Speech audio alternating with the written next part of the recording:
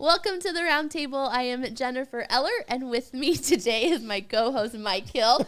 That's a pastor. Don't look so surprised shirt sitting over here. I know somebody just read there like, I love your shirt. I always forget what I have on. So, yeah, I just pulled it out of the closet. If it's not wrinkled, it's getting more. There you go. Right? That's how I decide. There you go. And our producer is Nick Wilson. And then our guest today is Mike Bartkus.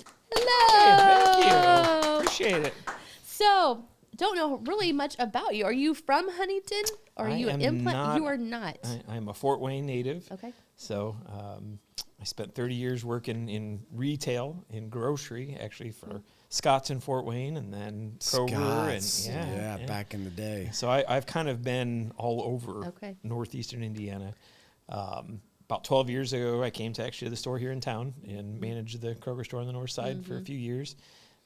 Ended up going to Peru for a few years, and really kind of where my story starts probably for this mostly. So about 5 years ago, I just kind of feel like God started saying, Mike, this is not what I've got for you.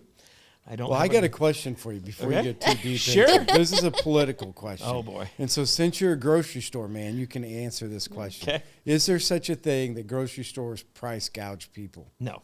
Yeah. See? Hey, you guys are out there listening. That's no such thing, by the way. Yeah, because I didn't think it was Not at possible all. for what? I assume one of the I don't listen No, to Kamala politics. Harris. I'm not going to get into it. Okay, we're but probably all going to I'm get saying is, censored now. Now you're going to we've already got censored on somebody else that we said Are you something about. serious? Yes. We're not allowed to say that, Nick? Who knows? We'll find out. We Well, I'm might get sorry. beep. You'll All know I'm now. saying is that was a big running thing. It's a point. The point is that grocery stores price gouge people. So they up their prices and make it so we're going to go after price gougers, grocery stores, to make your food cheaper. I'm like, I just know that's impossible.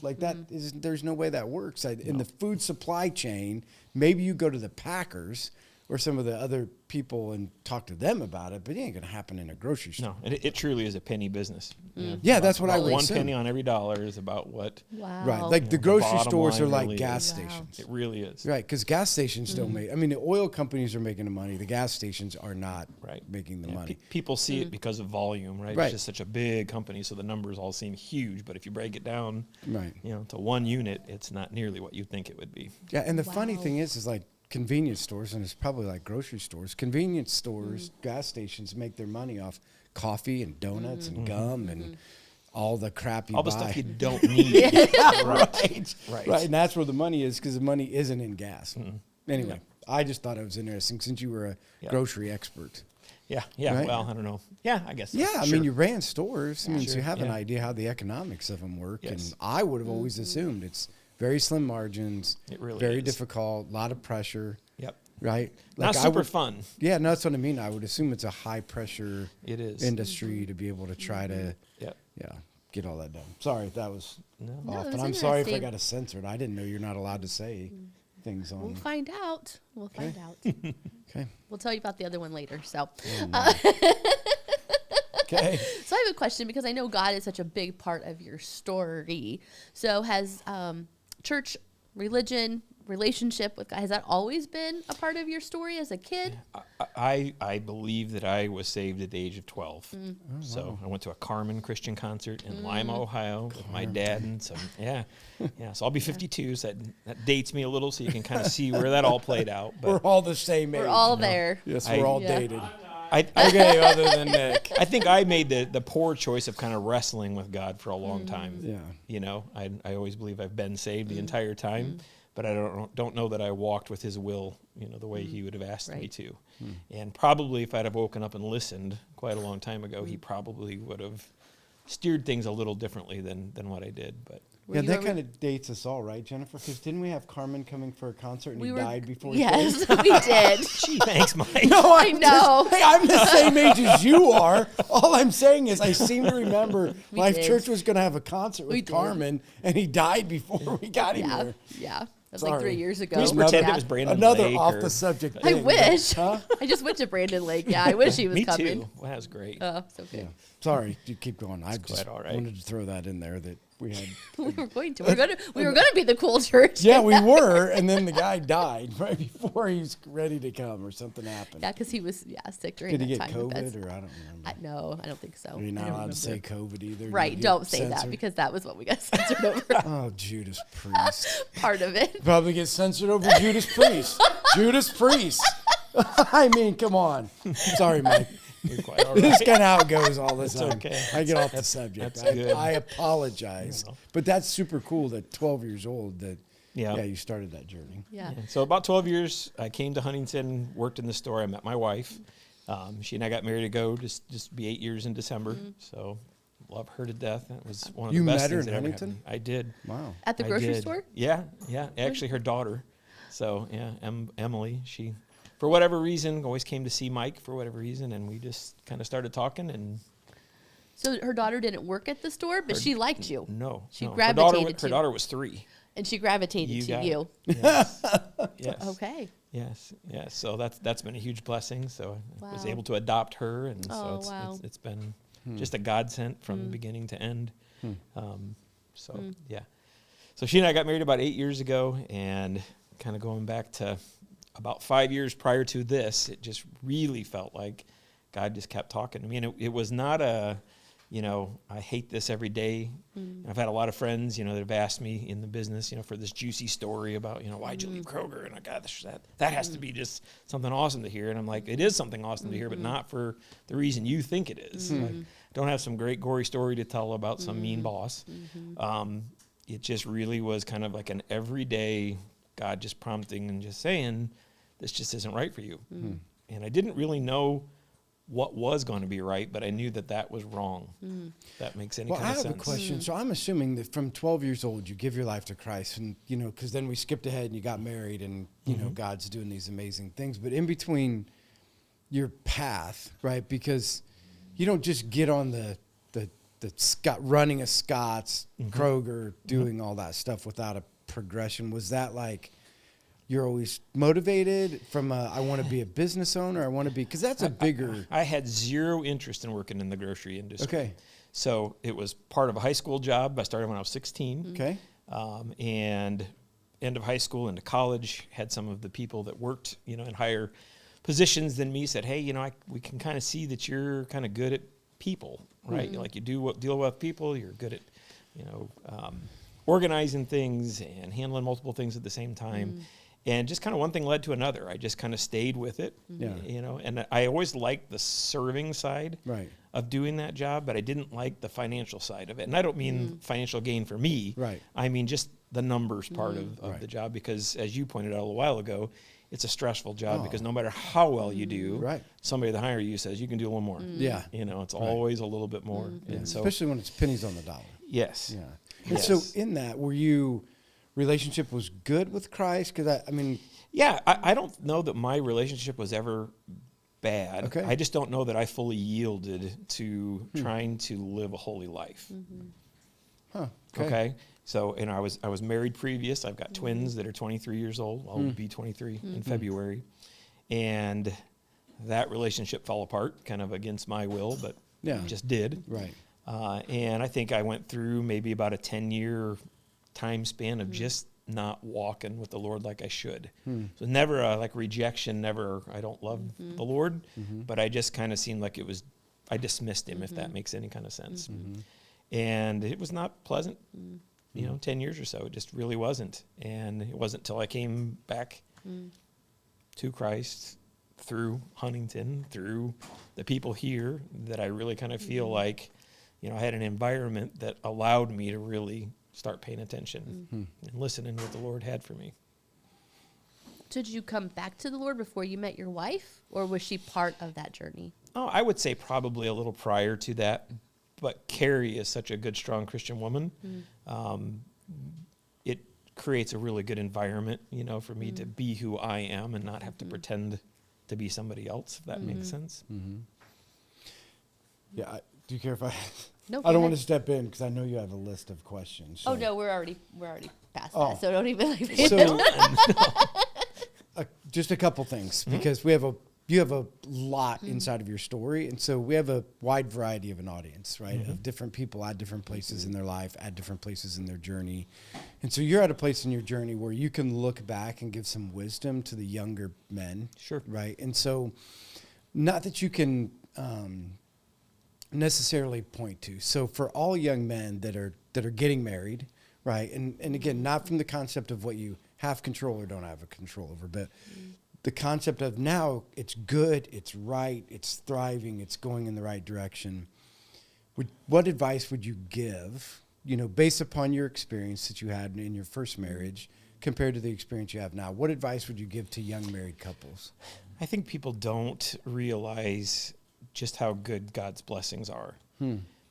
I think sometimes we try to wrap our human minds around what that might look like. Is it blessing in wealth? Is it blessing in travel? Is it blessing in toys? Is it? Yeah. And it's not. Right. I mean, for me, I probably have less than I've ever had, in my adult life, but I'm happier than I've ever been. And I think that if you truly put God first as soon as you possibly can and realize, in your mind that what his plan involves for you, you may not understand 1 minute of it until it starts to unfold. Right. But it can't be better, right? You're not going to come up with a human idea that's going to be better than what he has for you. It's just, it's not possible. Right. And it took me, unfortunately, 40 years at least to finally get to that point that I kind of yielded and just realized, why am I fighting? Like, he's already fought this. Right. Just do what he says. Right. And so did you find yourself at a young age in a career like that, chasing the American dream, like trying to figure that out? Is that part of the distraction away from, because it's easy to get wrapped up in, and I'm not just saying money, I'm saying in general, right? I think probably what distracted me more than anything is trying to be everything to everybody. Yeah. And trying to maybe be somebody that I wasn't. Yeah, for sure. I mean, I think, especially in previous relationships and friendships and such, I think, to just so have such a desire for people around me to be happy that I kind of turn into them. Right. If that makes sense. Instead of just saying, this is God's light, right? Let him direct who my friends are going to be and, right, who I can impact. Stop trying to be somebody I'm not. And I always say that's a trap, sometimes when you have a serving personality, sometimes that turns into a people-pleasing personality, which sometimes turns into I can change my whole mentality, you know what I mean, to fit in or to be like, and because that can be, you start with the right intentions, you want to make people happy. I mean, that's a part of, especially I'm assuming you don't get where you gotten without a driven personality to move things in certain directions, and part of that is that it takes other people and and the encouragement of so that could be a rough road also. Yeah, and I think for me too, I sometimes want to fix people. Yeah. And instead of trying to bring them truth and let God work on them, I tried to work my way through trying to help a person become something different than they are. Right. Right. And I think that kind of relates back to, the Bible verses that talk about, be careful that you don't fall victim because you're trying to help somebody else. And you could probably help me out with that better than that, but you understand what I'm talking about. No, for sure. It's just, don't get wrapped up in, because there's the idea of we're supposed to serve people and we're supposed to love people, but from a place that does not get us entangled in the things that will drag us down with it, and that can look multiple different ways. But I do think that's a difficult process, in the trying to figure out life in general, and I think, especially for young men, I mean, I always encourage them. The problem is you're never enough. Like for most men when they're young. Sure. You're never enough at work. You get home and you're really never enough with your kids. Then our wives, we love them, but a lot of times we're never enough. You know what I mean? You come home and it's like, I wish you were, and could you be? And so it's hard because we get so wrapped up then in trying to be enough to everyone that you lose yourself. That's true. And that can be a devastating process when you lose yourself trying to be someone, because it's so different what your wife needs and your coworkers need and your kids need. When you try to become all of those things, you lose a sense of who God made you to be. Yeah, absolutely. You know, and so it sounds like that was a part of your I process. think you did a better job articulating what was going through my head than I did. I'm just saying I But I see think that you're right. a lot, you know, so we just, because it's a funny thing about men, right? Like, I think people underestimate that what we really need. You know what I mean? Like, Sure. a lot of times, you know, I think people just oversimplify what a man needs. You know, a man just needs very little. It's honestly not true. What a man needs is to know that he's enough. What a man needs is, I mean, we could just go through these lists of things, and we don't ever tell anybody, you know, so it is the complicated part of it is hard to, whether it's with coworkers or wives or our kids, it's hard to sit down and say, like, you know, it's kind of a struggle that I'm never enough, and it's kind of a struggle that, you know, your words matter, and it's kind of, you know what I'm saying? Like, in every realm of those things. So I think it's more complicated than what people think. So I always encourage young men, like, just you need to be honest. Like, you need to be honest of who you are. Don't get lost in trying to be somebody that God didn't create you to be, because God created you. And this is what you're seeing today, I assume, as we're going to get to this story, is there were years that you were, not that you didn't have impact, because I always say, it doesn't matter what we do, God uses everything for his good. Absolutely. Like, he's going to make it all work. But you found a sense of peace now. Oh, yes. You know what I mean? Like, you're now at like, okay, I can breathe. I am who I am, and I'm operating now out of who God created me to be instead of what everybody else wanted me to be. Right. And I think, too, when you finally get to that place, you know, where you yield, you know, to the lordship of God. Yeah. I think sometimes you don't have to have all the answers right now, you know, and that still is a struggle for me sometimes, you know, being in a new career now, you know, believe it or not, being in real estate, it's not super profitable right away. It takes a while. I mean, like, you know, people don't know who I am. Yeah. And so, right, oftentimes I find myself gauging, you know, what the bank account looks like to whether or not this is what God's plan was. You know, I had a real close friend of me just really recently said to me, hey, you know, that's not right. Like, you don't put that gauge out there. You know, look at what God's doing in the bigger picture of your life and let him do his thing. Just trust him. Right. And it's true. I mean, I've had more opportunities in the last 2 years to witness to people, to give testimony, to be there in places I never would have had the opportunity just working a normal 10-hour day. You know, it's just so there's just no way to deny it. Right. Right. So can you talk about the whole process of yielding? Because I think here's everybody's common story, right? I gave my life to Christ. I wanted to be saved, but I didn't yield to him being in control of my life on this earth, right? So how did you get to that place? Was there a moment? Was it over time? Because I think that's pivotal for people to understand is that for some people it's like, and for other people it's a process, and there's certain things through that process that got them to that place. Some of us, it takes 40 years in the desert.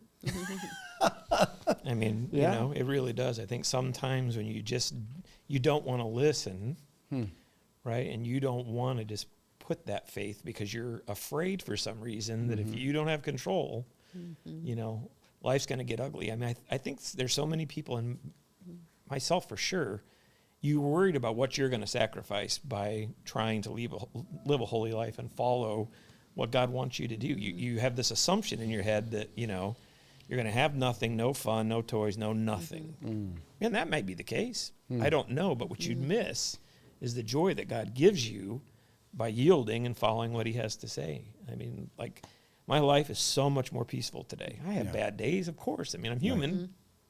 But at the end of the day, like, I've never been happier. Never. Right. So Jennifer, you ready for a question? For me? Yeah. Sure. This is going to be across the board. What was your greatest fear when it came to surrender? Because a lot of people's story is that, right? We came to this place, and you're sitting there thinking, okay, he's asked me to surrender. He's asked me to surrender. I feel this for a long time. Did you have a fear of like, okay, I'm giving it? Or even because I think surrender is a continual thing. For sure. You know what I mean? I don't Yes. think it's a one time. But what was your greatest fear? And maybe you can, I'm just curious for both of you. What was your greatest fear in surrender? I don't know if I had a greatest fear. I think fear just in general. Oh, really? You know, Of the unknown? Of the unknown. You didn't know what was going to happen on the other side if you surrendered. And the more you walk with the Lord and you see what he has done, that fear gets less and less because you know it's good on the other side. It may be hard to get there, but So just you a know his generality goodness. of fear Just the of the yeah, unknown. it's like, okay, what you're asking me to do this, but what does that look like? I don't even know, and I'm fearful of what's actually going to come. Yeah. Wow. Loss of control, I Yeah. think, for sure. Just not knowing what tomorrow might bring. You know, what next month's going to bring, what next year's going to bring. You Right. know, where I'll live, what I'll do. Right. You know, there's times, even in my current role, I don't know. You know, is real estate 100% what God wanted me to do? I don't know, but I know he didn't want me to do what I was doing, and I know he wants me to do what real estate allows me to do today. Right.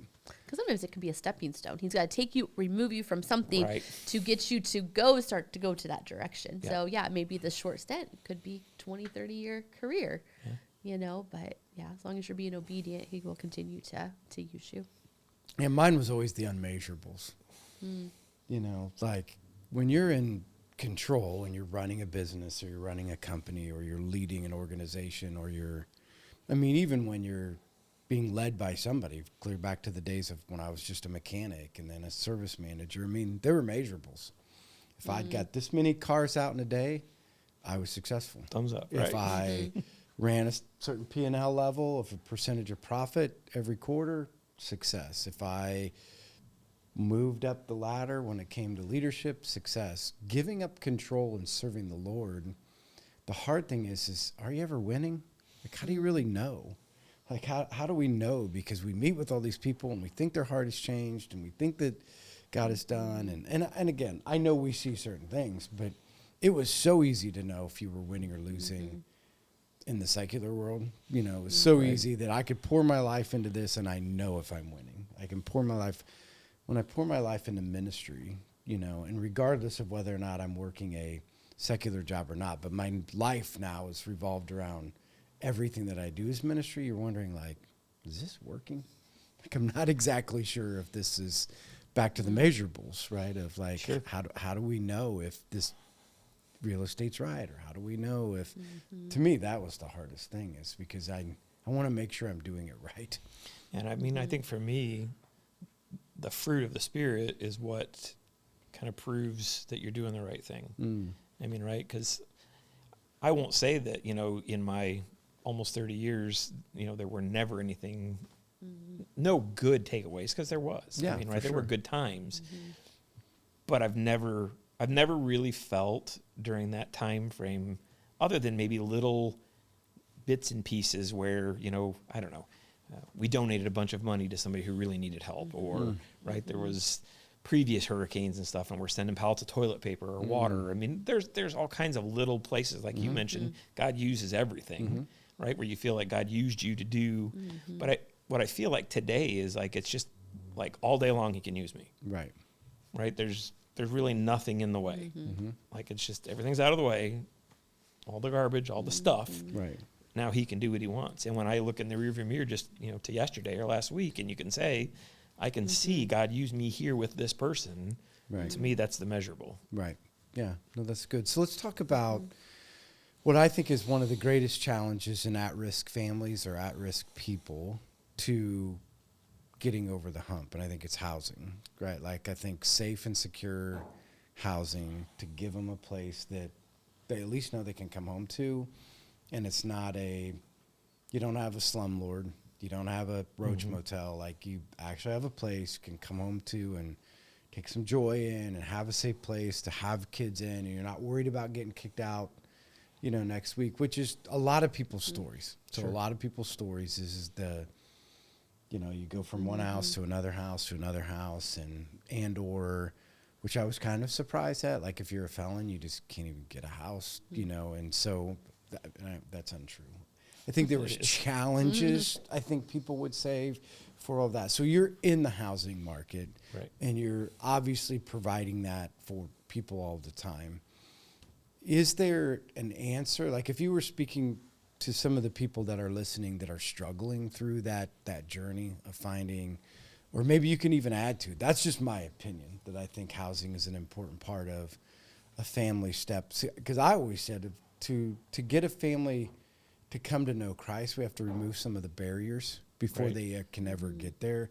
And so if life is completely unstable, you're going from house to house and you can't pay your bills and your whole life is just about trying to get to the next day. Right. Do you have any time to even surrender your life to Christ? Because you're just worried whether or not you can get to the next day. Sure. Right. So my opinion always was, if we could figure out ways to provide housing where people can get safe housing and we can go down those roads, it would be beneficial even when it comes to sharing the gospel with people, because I think it's that important. Yeah, so maybe sure. give me your thoughts on all of that. Well, one of the questions that I have is, if God brought me to work in real estate, why might that be? Right? And so I know I have a servant's heart. It's been that way forever. I feel better when I'm helping on somebody else. And I don't really want to make this about me. I just feel like that's what God intended for me to do for in sure. one way or another. And like we talked about even before we started this today, I like to be behind the scenes. Like I like to be that person that puts their arm around your shoulder and helps you along. And if I had one little teeny part, of the pie of life that was a positive view, that's all I ever really want. I don't care to have fame and glory in this. But I feel like, there are a lot of people out there in our community and around here that just, maybe it's a generational thing where, grandpa had rentals and, that they lived in, and mom and dad never had their own house. They rented, and it just goes on and on and on. You talk to people and it just breaks my heart because they're like, I can never buy a house. Well, why do you think that?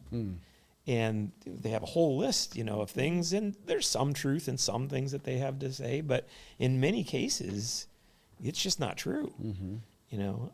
So part of what I'm trying to do right now is to help people that maybe have those questions, like, what do I have to do? Right? Trying to pull all the resources together for somebody that maybe has never had a house or hasn't had one in a really long time. How do they get from point A to point B to be able to start down that road? If that's what God's mission is for me in this, I'm all for it. That would be great.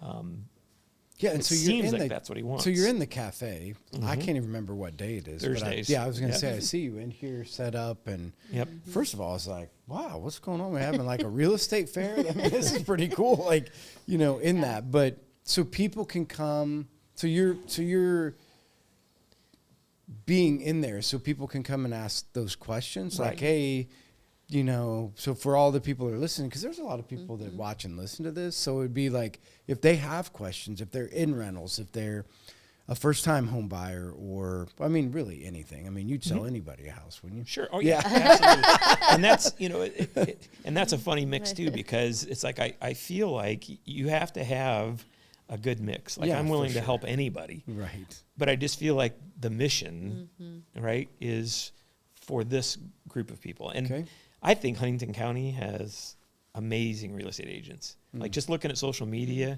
people are asking for, hey, is there a good one for this and that? And name after name after name after name. It's just like, that's awesome to see that. It's competition, but it's awesome, right, to see that. So I don't pretend to be here reinventing the wheel. No, for There's sure. many people out there that will do the same thing I'm doing. All I'm trying to do is say, I'm here. I'm trying to be in the place where people maybe can see me, and I want to help. And so all I've done is tried to pull a collection of information all together at one point that you can come in. If you can't come to the cafe to see me on Thursday, call me. Yeah, right. And I just provide all of that information. And that way, a person doesn't have to have a whole bunch of, well, Aunt Susie said this and Uncle Joe said that. And family members have got great advice, but it's not always the right advice at the right time for the right person. Yeah, and so I try to put that all together for them. And so what is, like, answering people's questions, what is the greatest obstacle for somebody to get a house? Financing, for sure, right? People think that they made a bad choice in life and credit maybe isn't great, that's going to last forever. And there's all kinds of people out there. Well, if we do this for 7 years, this will happen. Or if we do this for 10 years, right? If this ever happened in your life, you'll never get a house. There's just so many things that are not true. Like one of the biggest pieces of advice that I give to people is find somebody in the banking industry, right? Like I've got somebody that I work with, Joel Shear from Ruoff, awesome guy. He will specifically go with a person and say, this is exactly the things that we need to fix. specifically evaluating to their you. financial history. Yeah. Okay. Yeah. And so instead of making like a generalization, well, go buy a car and come back and see me in 3 years when you have some established creditor, better creditor. He's very, very methodical, specific timelines. And for the most part, he's pretty much right on the money. And so when people see that and they're like, well, wait a minute, this isn't like 10 years of, right? Like I could maybe do this in 24 months or 8 months or 3 months. I mean, Right. so it just that kind of stuff really takes a big stress off. And then what I'm trying to do is also give people the process like that I use to help people find houses, because there's a ton of people out there that just seem to have kind of like a mental fear of it all. Like, oh, this whole process just scares me to death. I don't understand what's going to happen in the beginning. I don't understand all the points in the middle of it. And I just don't get it. And so trying to help them see it in the future, what this can look like, it really seems like it kind of helps bring it down to earth a little bit. You know? Okay, I can do this. And do you think there's a part of the fear is just they've never been around anybody that's owned a home? I mean, I'm trying to decide what is that big fear. I think it's all of the things you've heard, Okay. right? The horror stories that exist. I bought a house and the roof fell in 3 weeks in, and what do I do? And or just, I think more so in the finance side of it, where they just think that there's this huge mountain that they have to climb, and in reality, it might just be a hill. I mean, right? It's oftentimes not nearly as bad as what a person thinks it's going to be. Yeah. One of the other big questions, and again, this goes a little bit off of like your mission of what you're trying to accomplish, but have you seen the housing market become unaffordable to a certain demographic of people today too? I mean, that's another subject that's brought up a lot. No, yeah, it's we're trying to get first-time home buyers, but nothing's affordable anymore. Like you just can't get anybody in anything. It's definitely challenging. I mean, since COVID, housing really went crazy. And when you look at our local, market here, there's just a lot more heads that need houses than there are houses to put heads in. I mean, and that's what's driving the price that we see. It's more that than it is anything. So until more units become more available, that will probably remain the same. And then the fact that we've had a bit of a increase in interest rates and such, the person that maybe has a bigger house that kids have gone on to school or whatever that would be thinking about going up to the next house or going to a smaller house, they look at today's interest and they're like, I don't really know if I want to finance at that kind of interest rate. I might as well just stay here. And if I'm going to invest in making my house a little nicer, I'll just remodel this one. And they stay. So it kind of creates a roadblock in the whole thing. So you don't have that whole progression of, entry-level house and the middle-sized house and then kind of like the final destination. It's not like even naturally there. So that part is becoming a little bit more, difficult. But I will say, in the last 12 months, like Huntington County, just the number of units that are on the market right now is almost double than what it was just last year at the same time. So I think it's getting a little bit better. And I think as people's income levels start to catch the economy a little bit, it'll get a little bit better as well. Right. Yeah, I just think it's always crazy, especially in the housing market, because people get on the wrong side of the bubble. Right. You know what I mean? Like that upside of that bubble. And I mean, banks finance them because they appraise for it, but there's times you can get on, not that we're trying to add fear, but you can get on the wrong side of that bubble, right? Of that stuff. Because during COVID, the overinflation of prices, where people got in because you could get 3% interest, which is fine. But if you lose $150,000 worth of equity next year, right? Yeah. Because and I'm no economist, but I don't see 3% coming back ever maybe. So. Right. Yeah. Not in the near future. Right. Yeah. Probably not in my lifetime. I feel like it was at that, wasn't it? Yeah. It got down there. It really did. Quite a ways, and I felt like everybody was like, it's time to refinance, time to do, something different than that. So do you have any like stories that you want to share of like, so now that I've got out of, because that's kind of a cool part of your own story, right? It's like I got away from, I surrendered my life, I'm now in something and I feel peace. And these are maybe a couple specific ways how God's used you, whether it's through. Yeah. So my middle school age daughter and I, we do what we call a mowing ministry. Okay. So, and it started just with some family. We had some family members that just kind of needed some help taking care of their yard and stuff. And we started doing that and still love doing it to this day. But it kind of was something that God started kind of speaking to my heart. Was like, and I don't remember where I heard it, but somebody said one way you can look at it like an algebraic equation of what does God want to use you to do? Well, what do you like to do? Plus, what can you do for free? equals what God might want to do with you. Yeah. I thought, no, I don't know why I like to mow grass and that kind of stuff. People look at me like, are you no, I'm not nuts. With a push mower or a riding mower? Both. Both, okay. Both. Yeah. Artwork, or yard work is artwork, I say, right? It's one of those things that you like, Okay, for some people. You can look like, at let's something be honest, and for be some like, people, yard work is artwork. For some people, Squiggly it's like, lines is artwork, right? I mean, Go that's abstract. true. It's It's the abstract. abstract painting. Abstract. I'm sure you've seen on social media feeds or YouTube, there's all these pictures of people or videos out there of people string trimming and mowing people's grass, and it's for free, and it's, you know, things are this tall, and all of a sudden it's beautiful. I'm not to that level, but it's kind of the same thing. Like, you know, you can go and see where something's been neglected for a long time, and especially if you find the story behind the person. Yeah. Right? An elderly person that's just gotten to the point that, you know, I don't know. I don't actually have the conversation with a person saying that if I don't mow your grass, you might move out of the house. But that kind of goes through my head. No, I think, for sure. you know, an older person maybe doesn't have a lot of family, doesn't have the means physically, doesn't have the bank account to pay for, a normal, you know, lawn mowing service to come and do it. And it's all been by word of mouth. Somebody will call me up and say, hey, we got this person. Do you want to? And I just tell them, you know, I'll come over and take a look at it. If it's something I feel like I can handle doing for you, I will do it for at least a season, and then we'll kind of go from there. And so we have like 8 or 9 people that we do pretty regularly now. Some pay, some don't. Yeah. I'm okay with both. Right. And, you know, the mission part of it, the physical part is for sure. I mean, right? We can be the physical hands and feet. But the thing I think I've enjoyed the most is the opportunity to actually talk to people about Jesus. And I've never had the courage to do it before. Oh, I've always been a chicken. I don't know why. But for whatever reason, like, you know, a couple of different folks, I talk to them a little bit, and it's interesting how God kind of prompts the conversations. And almost more times than not, I'll get somebody that'll say something like, well, I'm not sure where I'm going. Right. And boom, it's just like, there's the light bulb, there's your chance. Yeah. So we just kind of start the conversation from there. And that's been probably the biggest blessing that I've had, Right. is just knowing that I've had that opportunity. Whether or not they actually accepted Christ, Yeah. I don't know. But Never I know our I've planted, job. I We know never I've know. planted the seed. Right. Yeah. Only our job to get it out there and let God do the work that, Yeah, but I just love doing that. I mean, it's just, it's fun. It's hard work, but it's fun. You Right. know? And my daughter, you know, most of the time she comes along with me and she likes doing it. Right. Which again, good. it's a cool example too. I mean, for our kids to be able to watch us serve other people and to be able to, help in any of those ways that, we can. And the story within the story is fun to tell. I mean, Right. people like, you know, you bought a riding lawnmower so you can mow people's grass and not make any money. Sounds great. You got it. That's exactly right. Well, what happens if it breaks? I'm not worried about it. If it breaks, we'll figure it out. Right. You know, so I mean, he's provided everything. We've got a little trailer that we pull with our truck now, and push mowers and all the stuff we need. Yeah.